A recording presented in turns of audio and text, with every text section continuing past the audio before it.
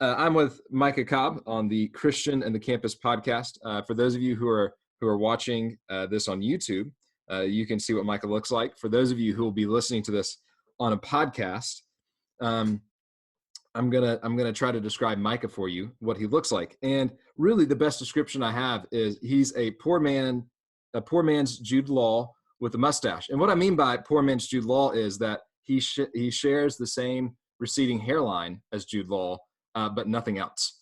And so you can just picture that as you desire if you're listening in the podcast form. But all jesting aside, Micah Cobb was Mary Beth and my campus minister at the Auburn Christian Student Center. He is a mentor and a friend, and there is no one I wanted to talk to more as we began this series of podcasts that are hopefully going to help students on the Ole Miss and Northwest Community College campuses, help y'all kind of orient yourselves towards Christ as you live out your life on campus. There's no one else I wanted to talk to more than Micah. So he's going to kick us off. We're going to talk today about just what does it mean to be a Christian on a secular state university campus. And so just before we jump into maybe some of the practicals of that, Micah, I just want to just kind of give you the opportunity to share a little bit about your life and your walk as a Christian. So how was your faith shaped, and how did you view and understand faith differently because of your years in college at Auburn? Yeah, well, first off, I'm glad to be speaking to you guys, and I have ADHD, so I tune in and out. But I don't know if you mentioned that I apprenticed at Rebels for Christ. No, yeah, I did not. You should mention that. Yeah, well, so I apprenticed for Rebels for Christ from. I started volunteering spring of 2009, and then was hired summer of 2009, and then worked until the end of fall 2010 when I began being a full-time campus minister up at Western Kentucky University. So my wife and I lived there, attended Oxford Church of Christ. That's where I received my master's in philosophy. It was at Ole Miss. Got to know a lot of people. And so we love Oxford Church of Christ, love Ole Miss, love Rebels for Christ. And I'm excited to be speaking to you guys about that. And so, like I said, I did my master's in philosophy at Ole Miss, and my bachelor's was at Auburn. So both my wife and I went to Auburn. And so in 2003, when I entered as a freshman, I was coming from small churches. The churches that I grew up in, I say churches plural because my family bounced around, even did a house church for a while. They were not very large. And they weren't, they were very, they're very legalistic, frankly, in many cases. And so I was at small churches that were very legalistic. And so I didn't really have a Christian community I was a part of. I came in very legalistic. I didn't rebel against that. I adopted it. I was baptized just a few months before I started college. Right at the end of my senior year of high school, I made the decision. And so college shifted my mindset and my practice in a lot of different ways. It was very important for me to be involved in a Christian community. I had never really been in a functional Christian community other than the family in which I grew up. So I had friends who were Christians, but we didn't kind of do life together. We didn't talk about our faith very much in high school. And so it was very important to me to have that community. So one of the big impacts for me was having friends who were Christians, being around a group of people who were thinking about the mission of God, thinking about what it meant to be Jesus followers. And so probably more than anything else, that shaped my understanding of the faith. It shaped the way I lived out my faith. But in other ways, it was very important. Ben's father, Jim, was my campus minister. And my first year there, he taught through the Gospel of Mark. And my second year there, he taught through the Gospel of John. I think that's right.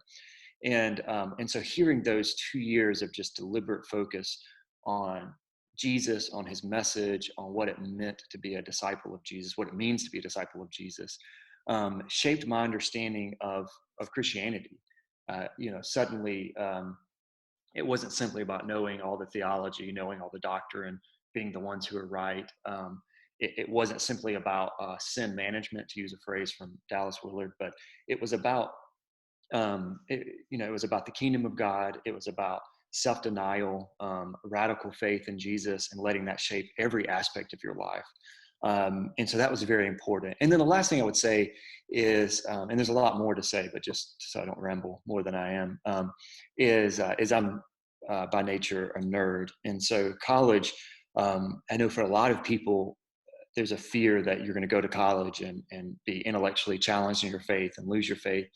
But that didn't happen to me, and it was right opposite. I was intellectually challenged. A lot of the beliefs I came in with were challenged and I had to wrestle with. But I had some great professors, primarily in the philosophy department at Auburn, who were Christians and who challenged me. And so I discovered, just by nature, like I said, I'm a nerd, so I'm skeptical.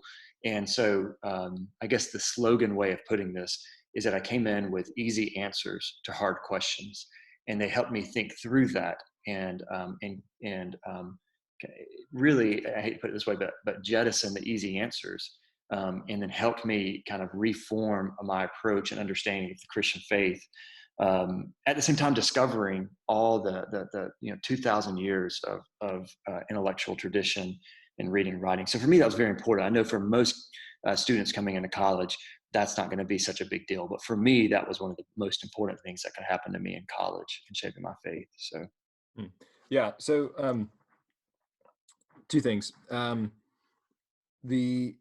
This podcast is an unapologetic advertisement for the Rebels for Christ campus ministry. So with that in mind, and with the fact that both you and I are campus ministers, we love campus ministry and have both been, and you've already talked about this, and obviously I've talked about as well, that campus ministry really helped shape and form us into who we are today. And so just kind of as we begin this conversation of talking about what it means to be a Christian on a secular state university campus, what does campus ministry, or sorry, let me put it this way. Why does campus ministry matter, both to you personally and to just students at large? Why does campus ministry matter? Why does it matter to get plugged into one? Well, for me, like I said in my previous answer, so much of my life changed. I met my wife in campus ministry. Obviously, my career is in our campus ministry. Very good selling point, by the way. You can meet a Yeah. spouse on campus. I mean, good. Yeah, selling. yeah, it's the main reason to be a part of one.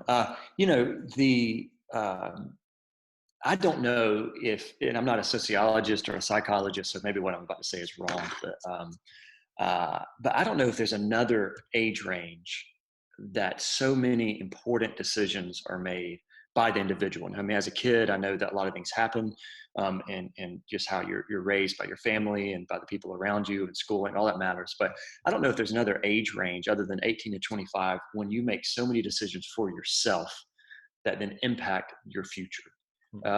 There's a book by James Clear, Atomic Habits. It's not a religious book, but he just talks about how little habits change your lives. But and he uses this imagery of a plane taking off from LA.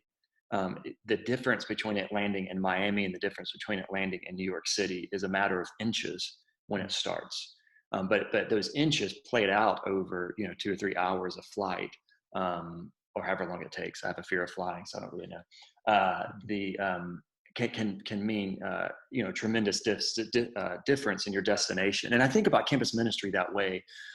We only have 3 to 4 years as campus ministers. We only have 2, 3, 4, 5 years with a student. When you translate that into the number of weeks that a college student is in a campus ministry, it's really 100 to 120 weeks. That's not very much, right, in the grand scheme of things. And so we can't make these huge impacts. We can't train a person, and a campus ministry isn't going to have an impact in the same way that like something where you spend 20 years in will have an impact, like a local congregation. But what happens, I think, is that often there's these shifts, even if it's a 10 degrees change or 20 degrees change in the life of someone, has huge impacts. It has a huge impact on their life. I mean,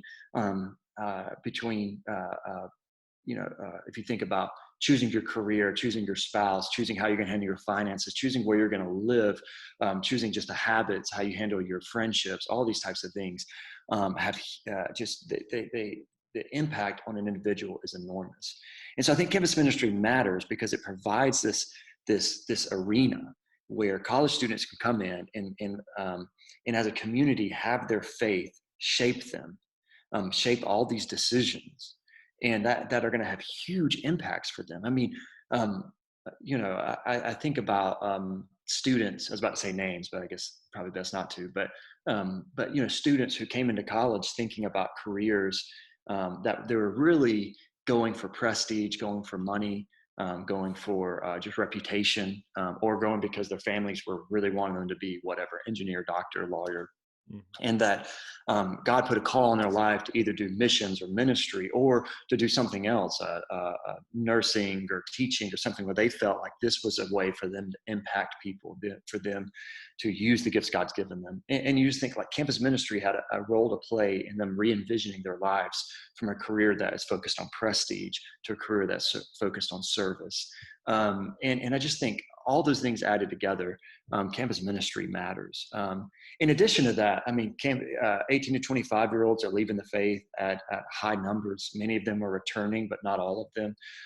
And then just forming the way you think about your faith, shaping the way that you live out your faith is so important during these years. Yeah. So Yeah. So like basically, in some sense, if you're going to be in a time of your life, so like if you're a student listening to this or an incoming student listening to this, you're going to be in a time in your life where you're making all these decisions that even though they may seem small, they add up over time and are going to set the trajectory for the rest of your life. You don't yeah, want to be making those decisions alone. And secondly, yeah, you don't want to be making those decisions without your faith informing them. And campus ministry right. provides a place for that to happen. Yes, it does. And it's not simply that the small decisions are, I mean, so one way of understanding it is where campus ministry is going to help you make these career decisions and stuff like that. But I even want to take a step back. I mean, when you're in a community of Christians who everybody's trying to think about how God, belief in God should shape their community. And when you're in a community of Christians who are worshiping and serving and studying the Bible together, those small decisions over 2 to 4 years are going to form you and shape you in a way that when it comes time to decide on what job you're going to take, when it becomes time to decide on who you're going to date or marry, Mhm. where you're going to live, how much money you're going to give, all these things. I mean, if you're going to do missions or not, Mhm. all these things that campus ministry kind of provides this shaping and this formation that helps you get to the place that when you make these decisions, you can make them as a follower of Jesus, kind of full stop. Mhm. And I think the problem, I mean, the amazing thing about college and being an 18 to 25-year-old is it does feel like your whole life's ahead of you, but also the way our society has structured it, you also have to make all these huge choices. I mean, just to use a boring example, if you're going to be a doctor, you're going to need, for the most part, you're going to need to make that decision when you're, 19 or 20, right? Because you've got to start taking the classes and get the experience and then apply to med school and all this. And it's just such a big time investment that you need to start it when you're, 18, 19, 20. So, I mean, just the society is pushing all these huge decisions upon incoming students, and they need to be in a place where they're being shaped and formed to be the type of people who can make good decisions. Always, one of the big questions that college, probably the number one question that college students ask, is how do they know what God wants for them? So again, dating, relationships, degrees, careers, all these different decisions they're faced with, and they're always asking, what does God want from me? What's the right decision? And my kind of probably annoying response to them is that become the type of person who makes godly decisions, right? And then that will help you decide what to do. Mhm. Like being seeking guidance from God isn't like obviously there are cases where this can happen, but it's not going out and sitting in a field until God tells you what to do. Mhm. But if you form yourself into being the type of person who makes godly decisions, who has godly desires, godly values, and that's what you're judging everything through, then you're going to make godly decisions. And campus ministry, I think, can be this focus, this crucible, kind of this focused place where people can become the type of people who make godly decisions, because you're going to make those decisions when you're 22, 23, 21. Yeah. Yeah, so we have used the words shape and form probably 100 times so far in this conversation. So, kind of in light of that, what would you say spiritual formation should look like for a college student, and what makes spiritual formation during these years unique in comparison with other places and other times? Another way to frame this is, what kind of practices are helpful, informative, and necessary to live a Christian life on a college campus to become, as you were saying, the kind of person who makes godly decisions in this time where you're constantly having to make decisions? Yeah. It is, that's a tough question, because everybody is so different. I mean, one thing that bothers me about some of the ways this is handled in Christian culture is that we almost treat it as if one size fits all. So everybody needs a morning quiet time and blah blah, all this, and and it's true that for a lot of people that can help, but there's so many differences, and so I don't have a kind of clear, easy answer to what's needed for formation. Let me start though, with a couple of thoughts about what's unique about college students, and I'll start with one that is maybe offensive to the college students listening. But college students are not mature. Um, you don't have wisdom, and that has to shape a lot of things. Um, and and the reason is that one of the reasons that's important is you're being thrust out into the world, right? Like all of a sudden, your parents aren't telling you you have to go to church. They don't know that whether you go to church often. The most awkward situation for campus ministers is when they meet a family and their college student, and you've never seen the college student, but the family thinks you have. And so it's like, oh, you're so glad that Ben's here, and it's like, oh yeah, he's a very important part of our ministry, and you don't even know who he Also, is. very good to meet you. Also, Yeah, very, very good. Yeah. And so there's so much freedom, and yet there's not the wisdom and the experience and the community to help shape that. And so I think, I think the foundational thing, and this is something that a lot of college students don't look for, is a church community where you're involved in intergenerational relationships. Now that can take all different, shapes. I mean, you can do adopt a student program. Our ministry did that for decades, I think, and we don't do it that way anymore. Though we would certainly consider doing it again in the future.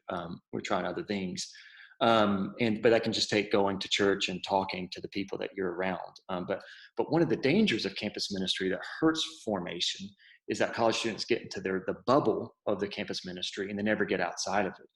And of course, that's a problem in that they don't get to know non-Christians and they don't get to know other college students who aren't part of their campus ministry. But one of the bigger problems, I think often campus ministers focus on that, but one of the bigger problems is they don't get to know older people, older Christians, who are more experienced. And so, college students don't need to let their campus ministry be their substitute for church. They have to be involved in the local congregation, and that means getting to know people. And just a little footnote here, that's very hard for local congregations, because no matter how much they love college students come in and they leave, and they're not there but 2, 3, 4 years. They're not there but half the weekends or fewer out of the year. And so it's really hard for the local congregation to be able to pour into college students the way that the college students really need to. So I'm saying to incoming students, get out of your comfort zone and kind of do some of the hard work of getting to know older Christians and more mature Christians. And when I say older, I mean, I'm talking about a 25 or 30-year-old or a 75-year-old. I don't necessarily mean you have to go to the oldest people in the congregation, but the wisdom that they can have and the way they can help you be formed is huge. So one of the things that I think is important for spiritual formation for college students is that they get involved in a community that has this kind of wide range of ages that they can get involved with and hear from and worship with. And one of the things that we've been doing at the Auburn Christian Student Center, our sponsoring church is the Auburn Church of Christ. And so we don't do college-specific Sunday morning classes anymore. Our college students are in classes with adults. And one of the reasons for that is just simply that our college students get to hear older Christians and even taking the age out of it, just non-college students processing and talking and sharing their thoughts about things. And I think that's been helpful. I hope it's been helpful. So one thing I would say is kind of a bedrock principle of formation is getting those relationships with people who are older, because even though you don't feel this way as a college student, I didn't feel this way as a college student, you are not very wise and experienced, and you're going to have a lot of things thrown at you that you don't know how to process. So that's one thing. The other principle I would say is, I know I said I don't like one size fit all, and I don't, but I think you need to find some rhythm of spiritual rest, some way to to feed yourself spiritually. And that can be with friends, where y'all say that you're going to get together and pray and read the Bible or whatever, read a book. But I think often, and I think this is one of the challenges of college. By the way, let me just say this: I'm not giving you a big overview framework for how to do formation. I'm giving a couple of principles, right? So one is get involved with older Christians as much as possible. But the second thing is get into a rhythm of the spiritual disciplines and whatever that looks like for you. And I think one of the challenges, and this is where the uniqueness of campus ministry comes into it. I think one of the challenges of being a college student is that your schedule is so variable. And in other words, if you're an incoming freshman, you might be curious what I mean by that. But what I mean by that is that one week you could be working 80 hours because every class has assigned a project or a test or a paper. And on top of that, your campus ministry has a retreat and all this, right? Or if you're in the band, you've got football games and whatever, social clubs that you're in have stuff going on. And if you work a job, you're still doing all that in addition to the test and all that. So it can really be, you sleep 5 hours a night, 4 hours a night, you wake up and you just start on the next task and you work and you don't see your friends, you don't whatever. But then the next week you can have almost nothing to do. And right, I mean, it's just this kind of back and forth. And then you got 15 weeks of that kind of back and forth. And then you get a month off at Christmas and, 10 weeks off in the summer and a week off at spring break and a few days off at fall break, if you have it, and a week off at Thanksgiving break and all this. And the reason I say all that is college. The one thing I've noticed, no matter how disciplined a student is, I don't think I've ever seen a student be able to keep a steady daily routine in college, ever. I don't know. I mean, I'm sitting here right now trying to think of this, but I can think right now the most disciplined student I've ever been around, and they did not do that, right? And so what I encourage students that I disciple to do is instead, don't think about daily rhythms, but try to think about your rhythms in terms of at the week level, maybe at the semester level and at the year level. And so set those types of rhythms. So maybe you're not going to have a daily quiet time, and that's okay. I guess I can admit that I don't. But what if you say every Saturday morning from 9 to 10 or 8 to 9 or whatever that looks like, I'm going to fill in the blank, pray, read my Bible, read this book, go to a Bible study with friends. Or something else I've encouraged some of our students to do is just say, Saturdays are crazy because traveling, all this, I get that. But, our students, for the most part, go to church somewhere on Sunday morning. So what if you said that an hour before church on Sunday morning, I'm going to go to a coffee shop and I'm going to sit and have go for a walk or call a friend. My son has set our Amazon Echo to do that. So sorry. So what if you did that? And then at the semester level, what if you said Christmas break, every Christmas break, I'm going to read one Christian book, whatever that is, a book by C.S. Lewis, a book by, whomever. And then that's your rhythm, right? Yep. And so one of the things I just really encourage incoming students to do is to don't think in terms of daily habits, because, and maybe I'm just too soft, but I just don't think students can keep up with them. And instead think in weekly, monthly, semester, and yearly. Every summer you can say, every summer I'm going to read through the whole Bible. I'm going to memorize 100 verses. I'm going to memorize the Sermon on the Mount this summer. You can do that, and it's much easier to keep because it's just like a workout habit. If you say I'm going to run every day, and then you get busy and you don't run for 2 days in a row, then you just kind of break that habit, right? Like you just don't. It's just over. It's like, well, I'll try again next year. But if you say every Saturday I'm going to work out, most everybody can keep that. So think about sustainable rhythms, which are typically weekly, not daily, and get involved with older Christians. And I think if you do those two things, you'll be a step ahead of where most people are in spiritual formation. I should also say it's not a competition, so you shouldn't strive to be a step ahead. But that's a good qualifier there. But I mean, it's all about beating other people. For most things, you'll be a better Christian. And then we'll appoint you as a leader and stuff like this. It's a great thing. Listen to Micah here. He's right. Let me see here. Let's talk about this. We're kind of talking about like spiritual formation. So when and you've mentioned like one of the things that's really negative in that last response of or can be negative in terms of campus ministry is that a campus ministry can quickly become a holy huddle, Mhm. where the students involved in the ministry relate to absolutely nobody outside of the ministry. That if you were to ask campus ministers kind of what one of their greatest frustrations is, I think they would probably almost all of them would have that mentality of the holy huddle would be one of the greatest frustrations. And so I guess my question for you that I would love for you to answer for incoming and kind of returning students, what posture should Christian college students embody or take towards the campus and just campus life in general? Like Mhm. what should be a Christian college student's posture towards campus? Yeah, um, I mean, so it's obvious that the campus is where you are, and so it's where, for all the different reasons God has you, it's where you're spending a lot of your time. It's where you're building your relationships, and so I think you have to see it like anybody would see the community they live in. And so, what should your posture be towards that?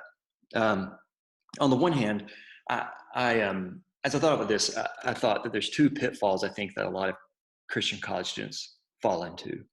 And one, um, I guess I'll say three, because I want to make it more complex. But one is fear.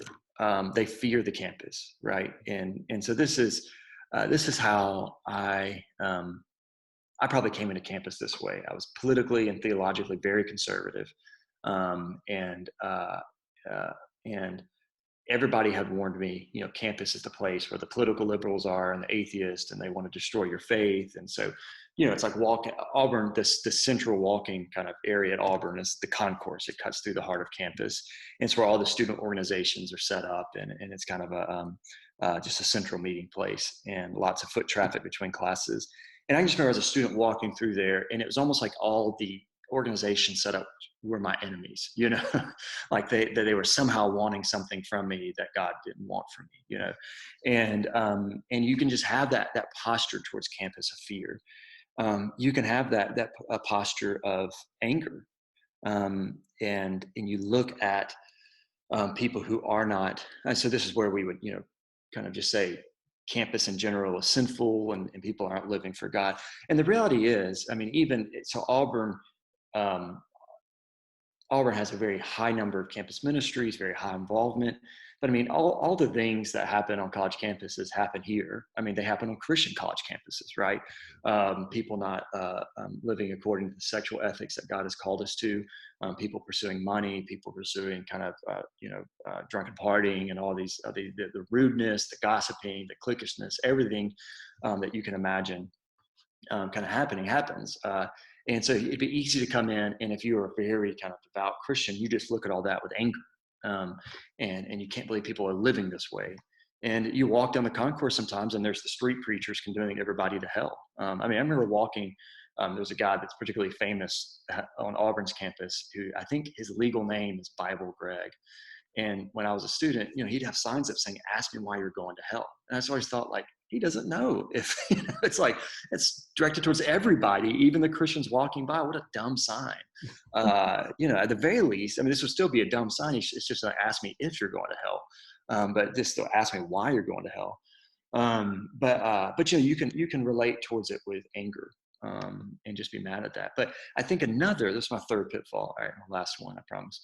Um, the third one, and I think that a lot of students secretly fall into this, is envy. Hmm. Right? You see how other people are living, and Hmm. your view is that would be a much better college experience. Right? It'd be Hmm. much better if you could be part of the party scene. It'd be much better if you could just focus on making as much money as possible and not worry about the poor, not worry about social injustice, right? And that would be an easier way to live, Hmm. right? And so I think often we look at campus and we have this posture of because of all the the reputation that campus have of either fear, envy, or anger. And I think really the posture that you have to take is one of almost sadness, where your heart breaks for campus. I remember a couple of years ago, I had a friend was in town who's a minister, Fred Ligon, and we're both uh, uh, very talkative. And so we stayed out until 3 a.m. talking. And we had gone downtown Auburn, which is where the downtown Auburn meets. It's very much like Oxford, where the campus almost goes right up to the downtown. And there's a lot of bars right there. And we were not at the bars, but we were there just walking around talking. It was after a conference that we had been to. And I remember just seeing, it's probably maybe the only time since I've been back as a college student that I've been downtown as a campus minister, that I've been downtown on a weekend, and at midnight, 1 a.m., 2 a.m. And I remember just seeing all these students who were drunk out of their mind, some going and vomiting in bushes and stuff like this. And I just thought, how sad that they are this broken, that they are seeking this experience, that they so desire affirmation. They so desire to have their confidence built up. They so desire kind of the exploit, to exploit others in some of the cases with the guys and stuff like that. There's such a desire to feel a part of the social crowd, I guess. I don't know. And I just felt sad for the brokenness that I was seeing. The Bible describes sin as both a tyrant, something that controls us, and as a corruption. It's like the goodness that God created us with has been corrupted, not completely erased, but corrupted. And there's just that sense there. These people have been so broken by their sin, by the world, by the tyranny of sin in their lives. And as I thought about this, I thought the posture that we should take is one of looking at campus, looking at the people who they're destroying their lives. They're so inwardly empty. They're not at peace. They're not. There's no inner calm or joy. And our heart should break at that. And if you had that posture towards it, not one of just like pity and all this, but one of just recognizing the brokenness, I think that'd be a much healthier outlook on it. So what would you say to a student whose posture is busyness? That they're just too busy. They're too caught up in the campus ministry activities. They're too caught up in building their resume items. They're too caught up in, what do you say to that? Yeah. And so that's a tougher one, because I would still say that you have to prioritize this posture of seeing the brokenness of your heart breaking for that. Because if you see that, then recognizing that you being involved as an agent on living on God's mission to help people is more important than you building your resume. I mean, that's going to be true of your entire life. And I guess I would say more directly, more practically to the student who's building their resume and busy is you're always going to be this busy. You're going to be more busy. And when I was a student, a grad student, I remember somebody telling me that your life is going to be busier in the future than it is now. And I thought they were crazy. But it's true. Your life's going to get more complicated. It's going to get harder. And students don't believe that. One of a student I'm very close to, I won't say his name, but if he's watching this, he knows this, because I've brought this up to him several times. He came to my office 30 minutes late for a meeting, and I told him I didn't have time to do the meeting, because he was late and had something else. And he said, he was talking about how busy he was, and he said, it's hard for you to understand because you're not very busy. And I was like, what are you talking about? And he's like, well, what do you have to do? And it's like, well, I have 3 kids, I'm married, I work for a church, I'm on, boards for conference, it's like, and the point is that you have this picture when you're in college that that life is going to be easier when you get done with the test and all this. And it's not going to be. And so the reason that's important is simply this: if you cannot figure out how to live on mission for God, how to prioritize your spiritual life, how to prioritize reaching the broken, reaching the lost, helping those who are struggling, if you cannot, discipling others, if you cannot prioritize that now, you won't be able to do it in 5 years. Your life's not going to get easier when you have a spouse, when you have kids, when you have a job, and not to mention the fact that when you hit, like 30, 35, you can't like pull all-nighters anymore, and so you're just going to be more tired, it's like all this. And so if you're if you're too busy to live for God, to help those who are hurting, to be a light for the kingdom of God on your campus, then you're always going to be too busy. There's no magical moment where all your responsibilities go away and you can now be a faithful Christian. And so you have to learn now how to juggle that busyness and live for God. And that's tricky and that's difficult. And there's no hacks for that. It's not like I can say like, oh, if you just download this app, it'll show you how to do it. It's not. It's about learning how to prioritize. Sometimes that means that you're not going to do as good of a job on a project as you wish you could, because you really need to be present in a friend's life who's hurting. And that's just what you're called to. Sometimes it's mean you're going to lose out on a little bit of sleep to be able to get it all done. And that's just what you might be called to. Yeah. I remember, again, I don't know if I should say names or not, but this is laudatory, but Daniel Barnes, Yeah. it was a student at Auburn when Ben was here and when I just started, and he discipled more people than I've ever seen somebody disciple while doing demanding schoolwork and while being ROTC. ROTC wing commander. Yeah, I mean, it's crazy, and stayed in shape. And I asked him to write a little essay telling people how, advice on how to juggle all those things. And one of the, he just talked about like times that he would make a decision not to go work out because he needed to be with a brother in Christ talking to him, or how he would, this was kind of the funnier thing, but that he would break he would not eat healthy and go to Taco Bell just to spend time with it. So that was his sacrifice, is eating Taco Bell rather than health food. But those are the trade-offs you're constantly making. And in any Christian at any stage in their life is making those decisions. And you've got to learn now how to do that. And you got to learn how to prioritize. Yeah. So, and can I just kind of say one more thing? And this is going to be another thing that students aren't going to like, but students waste a lot of time. If I think now almost every major cell phone, you can go on and look at your screen time, your how much time you're using different apps, and just do that sometime. And if you're spending hours a week on social media, you're wasting your time. If you're binge watching Netflix, you're not too busy to live for the kingdom of God, right? It's just how it is. If you're playing video games, you're not too busy. And so those are just excuses that we tell ourselves. We're too busy. It's like, it's like students are too busy to do things, but yet the next thing I hear that they can talk about the latest Netflix series and they've watched the whole thing, or they're always on Instagram, so how can they post 15 updates a day to their stories if they're too busy? I don't get it.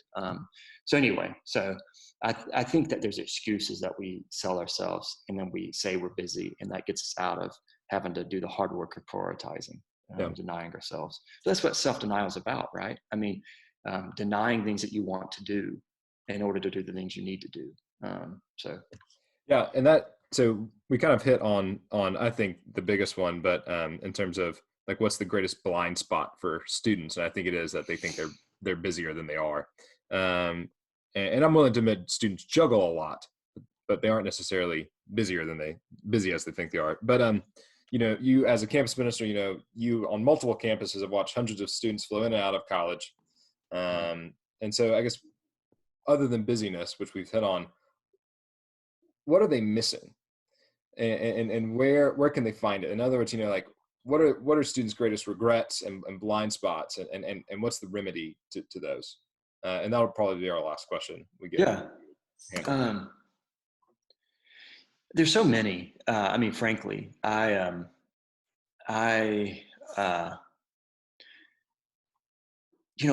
thing you say the biggest, but I'm gonna have a hard time doing that. So I'm gonna.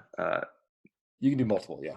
Okay, good, because I'll talk for a minute about this. But I think I know this. It sounds like I'm just doing this to kind of sell students on campus ministry, but I think a lot of students regret not getting involved in a college ministry earlier.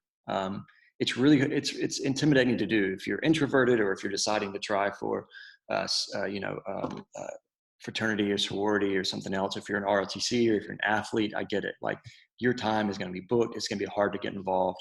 And then, it's very frequent for us to have a senior who gets involved their last semester or two, and their big regret is that they didn't get involved earlier. And because the community is so helpful, the spiritual growth can be so just refreshing, once in a lifetime opportunity in some sense to get that kind of a focus. I mean, you're never going to be in an environment again where everybody's within the same 2 to 3 year, 2 to 4 year age range, and Mm. everything is geared towards you. The teaching is geared towards you. The systems are geared towards you. The worship styles are geared towards you. The activities are geared towards you. When you go and you start at a church, you're going to be, lumped now into the young professionals, young unmarried professionals, and the church is looking at everybody from 25 years old to 95 years old, trying to decide what's best. And so Mm. this is kind of a very focused time of spiritual growth. It's a very important time in your life, and it's valuable. And so I think one huge regret that a lot of students have is that they don't get involved. And by involved, I don't just mean attending. I mean getting to know people, getting to know the ministry staff, getting involved, and the different discipling groups, community groups, small groups, whatever you have going on there, mission trips. I think that's a huge regret for a lot of people. But as far as a cultural blind spot, and this is something I've thought about a lot recently, is I think that we have enshrined our feelings and our preferences. Mm. And I think that's a huge blind spot for college students, because I think that when I say we've enshrined culturally our preferences and our feelings, I think that's most true of college students. And just the age ranges that I that I'm around, friend groups, church groups, all this.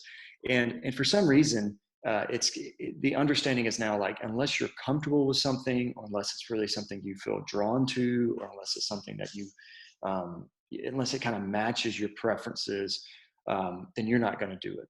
I was talking to my wife and I were talking about this recently, just how like people, you think about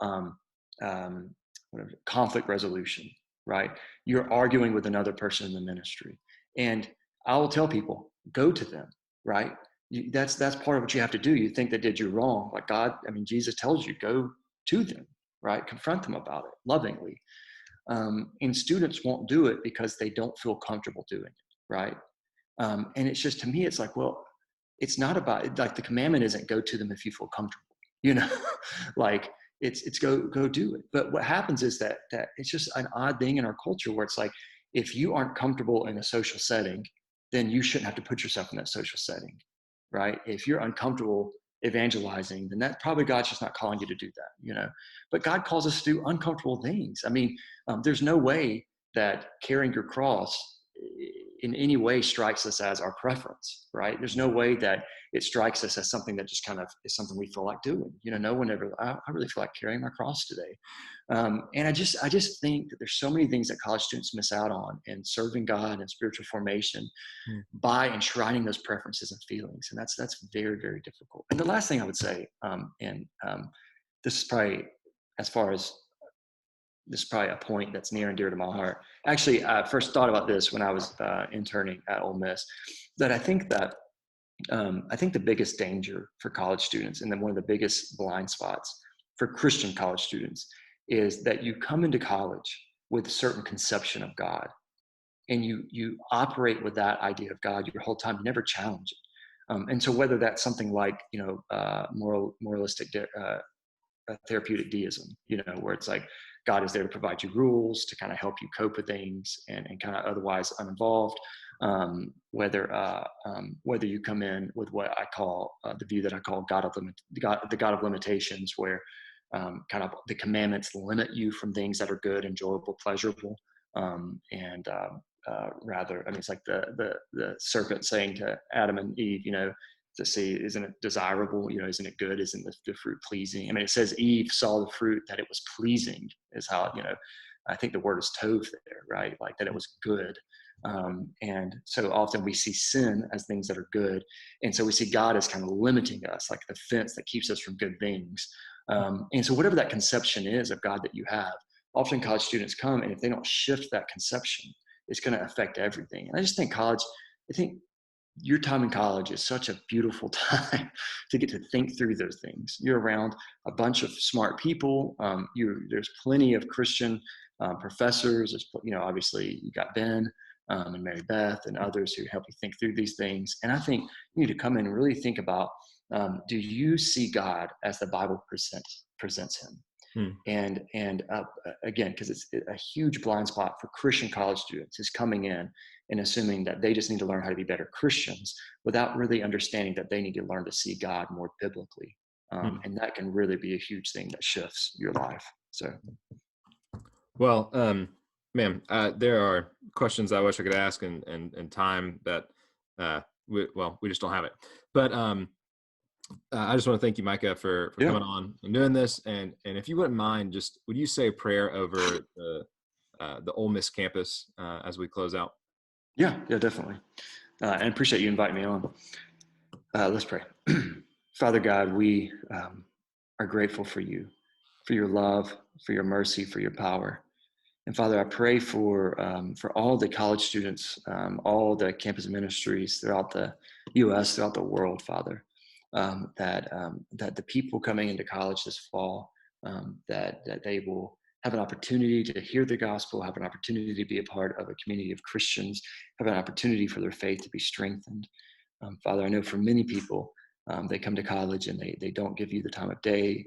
For many people, they lose their faith during that time, or at the very least, stop practicing their faith. And Father, I pray that that's not true for college students this year. I pray that you work to help them to have um, um, a deeper faith. Help them, Father, to find campus ministries, other Christians, churches that can help them as they walk as Christians on college campuses, Father. I pray for Rebels for Christ and Rangers for Christ that you bless their ministry. Father, this year there's thousands of college students coming, new college students coming into Ole Miss, thousands and thousands returning. And Father, I pray for all those students that you prepare their hearts, Father, for this upcoming year. I pray for the students who are coming in with bad family lives, bad high school experiences, who need a place to belong. And I pray that RFCs can be that for them. I pray for the students who come in and their faith is they're struggling with their faith, they're doubting, they have a lot of questions, have never received any answers, or even people helping them think through that. And I pray, Father, that you provide that you equip people in the RFCs to help students like that. I pray for Oxford Church of Christ and the work that it's doing, supporting the ministry, that you continue to bless the church and help the church, Father, have open arms for college students.